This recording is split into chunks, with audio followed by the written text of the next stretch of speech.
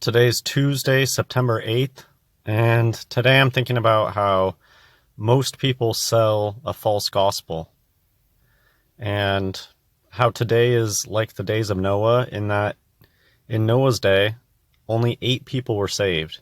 And that's what it feels like today. It's like I've had my channel for over 3 years now, and the reason I started my channel was I wanted to meet people. I wanted to meet people who could see the things that I could see, and I wanted to find people like me. And still, after all this time, it feels like I'm basically alone. And this is Revelation chapter 3, verse 19. As many as I love, I rebuke and chasten. Be zealous, therefore, and repent. I just don't hear enough people saying that one of the most important parts of the Bible, of the gospel, is that you need to repent.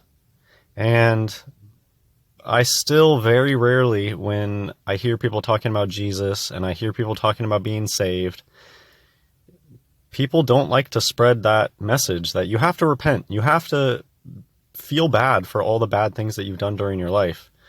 And I know personally that things that I did that were wrong, in the moment I knew that they were wrong. And of course, now that I know all sorts of truths, it's even more obvious. But that doesn't take away that the things that I did that were bad, I still knew that they were bad back before, when I was still naive. And it's just something that I always feel like I need to explain. I didn't even grow up in Christianity or anything like that, but something about your average Christian person has just always read to me as completely phony. And maybe it's not always their fault, because I just read a comment the other day of somebody saying, well, the church that I went to when I was little said, once saved, always saved, so I'm good. That was literally their comment. They're just saying, I don't know if they're trying to make fun or something at that point, but that gives you the idea of the type of false gospel that people teach. People talking about faith only, and it's very strange to me. Why would you spend so much of your energy trying to tell people, no, you don't have to do good works? I never will understand that position. People trying to explain that you don't have to do good works. Of course, if you want to go to heaven, you have to be a good person. And being a good person, part of being a good person is doing good things. Matthew chapter 5, verse 20. For I say unto you, that except your righteousness shall exceed the righteousness of the scribes and Pharisees, ye shall in no case enter into the kingdom of heaven. The scribes and the Pharisees, they went to church every Sabbath.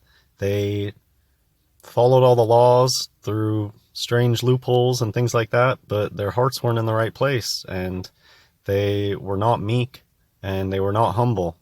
And Revelation chapter 22, verse 12. And behold, I come quickly, and my reward is with me, to give every man according as his work shall be.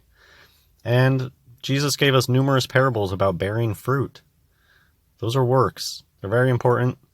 And yeah, that's what I'm thinking about today. Just how it is like the days of Noah, and that in the days of Noah, 8 people got saved. I don't know how many people are going to go up into the clouds and escape tribulation, but I don't think it's going to be that many. And I'll just end on a softer note. I thought these were really funny. I saw these earlier today. Maybe you'll enjoy them. If you're ever having a bad day, the people who called you conspiracy theorists now look like this. God bless everyone.